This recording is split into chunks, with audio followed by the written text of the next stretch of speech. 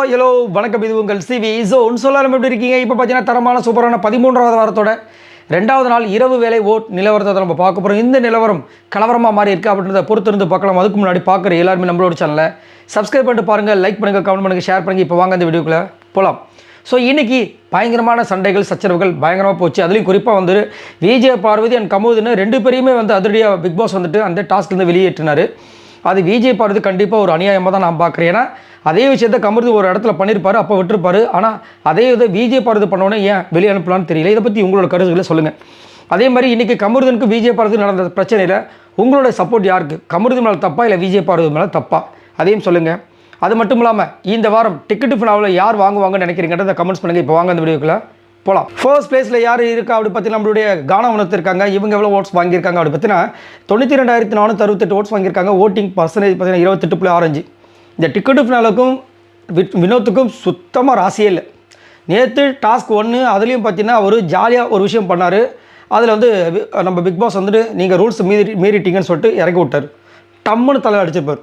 அவ்வளோ கஷ்டமாயிடுச்சு. ஏன்னா அவர் வந்து நல்ல ஒரு ஸ்டாமினா இருக்கிற ஆள். இன்றைக்கும் பார்த்தீங்கன்னா அதே மாதிரி வந்துட்டு பாலை வந்துட்டு எடுத்துகிட்டு போட்டார். அது ரூல்ஸ் விதிமீறல். அதே மாதிரி அவரை வந்து இன்றைக்கி வெளியே அனுப்பிச்சி விட்டாங்க. செம்ம டென்ஷன் ஆகிட்டார். நான் நினச்சது என்னென்னா வினோத் வந்து கண்டிப்பாக இந்த டிக்கெட்டு ஃபினால் அடிச்சிருவார் அப்படின்ற மாதிரி ரொம்ப ஆசையாக இருந்தேன். ஏன்னா நல்ல ஒரு ஸ்டாமினா உண்டான ஆள், நல்ல ஒரு பலமான ஒரு ஆள், டாஸ்க்னால் செம்மையாக பண்ணுவார். பட் இந்த மாதிரி வந்து டிக்கெட்டு ஃபினால் இது வரைக்கும் 2 டாஸ்க் முடிஞ்சிருக்கு. 2த்துலேயுமே வந்துட்டு அவருக்கு ஒரு துரதிருஷ்டவசமான விஷயம் போயிருக்கு. இதை பற்றி என்ன நினைக்கிறீங்கன்றதை சொல்லுங்கள். 2வது பேஸ் பார்த்தீங்கன்னா திவ்யா இருக்காங்க. இவங்க எவ்வளோ ஓட்ஸ் வாங்கியிருக்காங்க அப்படின்னு பார்த்தீங்கன்னா 71,729 ஓட்ஸ் வாங்கியிருக்காங்க. ஓட்டிங் பர்சன்டேஜ் பார்த்தீங்கன்னா 22.22. ஸோ திவ்யா கண்டிப்பாக ஒரு திறமையான ஒரு போட்டியாளர், அது மாற்றுக்கிறது கிடையாது. நேற்றுமே சரியான ஒரு சம்பவத்தை பண்ணாங்க. அதுலேயும் இன்றைக்கி வந்து டைமிங் சொன்னாங்க. 3 மணி நேரம் நின்று இருக்காங்க. பெரிய விஷயம். கண்டிப்பாக நம்ம வந்து எல்லா பெண்களுக்குமே வந்துட்டு ஹேட்ஸ்அப் சொல்லி ஆகணும். அவ்வளோ அழகாக பண்ணாங்க. இன்றைக்குமே வந்து அந்த பால் டாஸ்க் வந்துட்டு செகண்ட் டாஸ்க்கில் வந்து ரொம்ப ஒரு கணிசமான ஒரு விஷயத்தை பண்ணாங்க. டீசெண்டான ஒரு பிளேயை கொடுத்தாங்க.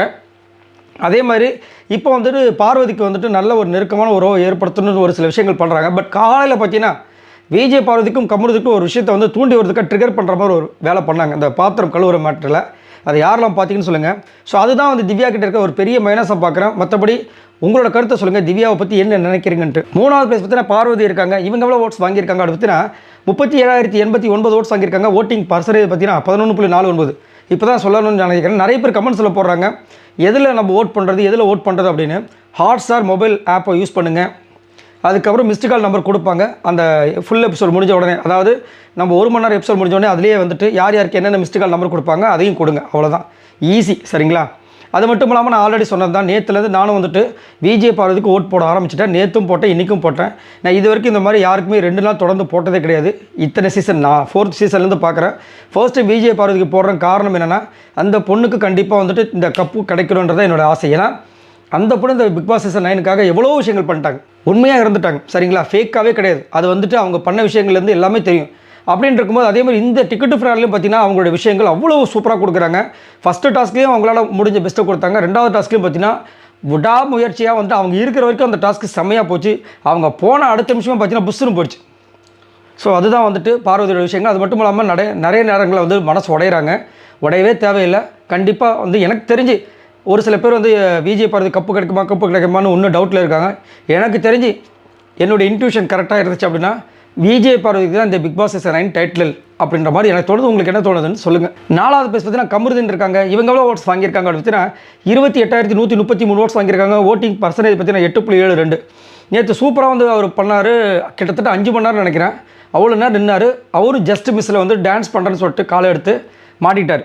இன்றைக்கும் பார்த்தீங்கன்னா என்னென்னா அதே மாதிரி வந்து தெரிஞ்ச ஒரு ரூல்ஸ் விதிமீறல் பண்ணுறாரு. இன்றைக்கும் அவரை தூக்கிட்டாங்க. ஏன்னா இப்போ நல்லா விளையாட ஆட்கள்லாம் பற்றி இந்த மாதிரி விதிமீறல் அப்படின்ற ஒரு விஷயத்தால் வந்துட்டு வெளியே போகிறாங்க. இன்னும் கொஞ்சம் கான்சன்ட்ரேட் பண்ணால் கண்டிப்பாக வந்து சூப்பராக வரலாம். அது மட்டும் இல்லாமல் தேவையில்லாமல் வந்துட்டு விஜய் பார்வதிக்கிட்ட சண்டை போட்டு அவருடைய ஓட்டையும் சரி அவருடைய ஃபேன்ஸுக்கு அவர் நெருக்கடியை கொடுக்குறாரு, வருத்தத்தை கொடுக்குறாரு அப்படி மாதிரி தோணுது. தேவையில்லாதது. அவருக்கு உண்மையிலே அப்படி இருக்கா, வெளியில் போய் பேசிக்கலாம். இங்கே பேசாமல் கேமில் கொஞ்சம் கான்சன்ட்ரேட் பண்ணால் இன்னும் நல்லாயிருக்கும். அதேமாதிரி தேவையில்லாமல் விஜய் பார்வதிக்கிட்ட போய் ட்ரிகர் பண்ண வேண்டிய அவசியமே இல்லை. இன்றைக்கி ஆரம்பித்து வச்சதே அவர் தான். அதேமாதிரி ஒரு விஷயத்தை விஜய் பார்வதி சொன்னாங்க என்னென்னா, நான் வந்து இது வரைக்கும் தோத்துட்டேன்னா என்னால் அக்செப்ட் பண்ண முடியல, என் மேலே கமருதி வைக்கிறாரு. அதே இன்றைக்கி நான் அவங்களுடைய பாலை எடுத்துட்டேன்னு சொல்லிட்டு என்கிட்ட அவ்வளோ சண்டைக்கு வராரு. அப்போ அதுக்கும் இதுக்கும் என்ன? அப்போ அவர் அதை தானே பண்ணுறாரு, அப்படியே என்ன மட்டும் அவங்க சொன்னாங்கன்னு ஒரு கேள்வி கேட்டாங்க. உங்களுக்கு என்ன தோணுதுன்றது சொல்லுங்கள். 5வது பிளேஸ் பார்த்தீங்கன்னா அரோரா இருக்காங்க. இவங்க எவ்வளோ ஓட்ஸ் வாங்கியிருக்காங்க அப்படின்னு பார்த்தீங்கன்னா 22,506 ஓட்ஸ் வாங்கியிருக்காங்க. ஓட்டிங் பர்சன்டேஜ் பார்த்தீங்கன்னா 6.97. அரோராவுக்கு கண்டிப்பாக வந்துட்டு அது என்ன சொல்லுவாங்க, ஏதோ ஒரு மச்சம் இருக்கணுவாங்களே, கண்டிப்பாக இருக்குங்க. ஏன்னா இது வரைக்கும் எதுவுமே பண்ணாமல் வந்தாங்க. இப்பயும் பாருங்களேன், இன்றைக்கி டாஸ்கில் வந்துட்டு ஒரு ஜாக்பாட் அடிக்குது, பிளாக் பாலும் கிடைக்குது, கோல்டன் பாலும் கிடைக்குது.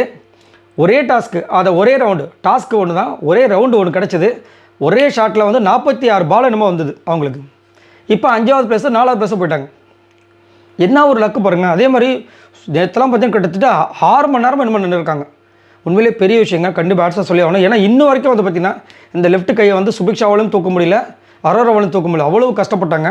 உண்மையிலேயே அதான் கண்டிப்பாக இந்த மாதிரி ஒரு லக்கு இருந்துச்சுன்னா இந்த பொண்ணில் வந்து யாருக்குண்டா ரன்னராக வந்தால் கூட ஆச்சரியப்படுறதுக்கு இல்லை. 6வது பிளேஸ் பார்த்தீங்கன்னா விக்ரம் இருக்காங்க. இவங்க எவ்வளோ ஓட்ஸ் வாங்கியிருக்காங்க அப்படின்னா 20,803 ஓட்ஸ் வாங்கியிருக்காங்க. ஓட்டிங் பர்சன்டேஜ் பார்த்தீங்கன்னா 6.44.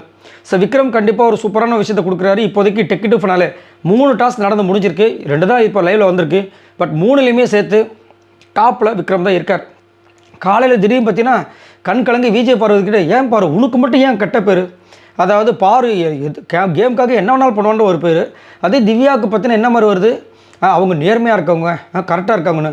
அப்படி அது எப்படி என்னால் அக்செப்ட் பண்ணவே முடியல. அவங்க அந்த மாதிரி கிடையாது, நான் ப்ரூவ் பண்ண பார்க்குறேன், ஆனால் என்னால் முடிய மாட்டுது. ஏன்னா ஒரே ஒரு வார்த்தை, அந்த திறக்குள்ள என்ன பண்ணிட்டுருந்தீங்க, இந்த மாதிரி ஒரு மாதிரி டக்குன்னு வார்த்தையை விட்டாங்க. அது எவ்வளோ கஷ்டமாக இருக்கும்.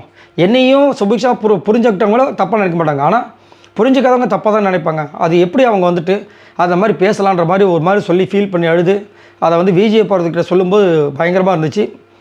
இன்னொரு விஷயத்தை யாரெல்லாம் கவனிச்சிங்கன்னு சொல்லுங்கள். கனி போனதுக்கப்புறம் இந்த வீட்டிலே வந்து நிறைய விஷயங்கள் மாற்றங்கள்லாம் இருக்குது. சபரியோட விஷயங்கள் வெளியே வருது, நம்ம விக்ரமோட விஷயங்கள் சூப்பராக இருக்குது, சபரியோட செமையாக இருக்குது. இதெல்லாம் யார் பார்த்தீங்களா, அந்த மாற்றம் உங்களுக்கு தெரியுதான்றதை சொல்லுங்கள்.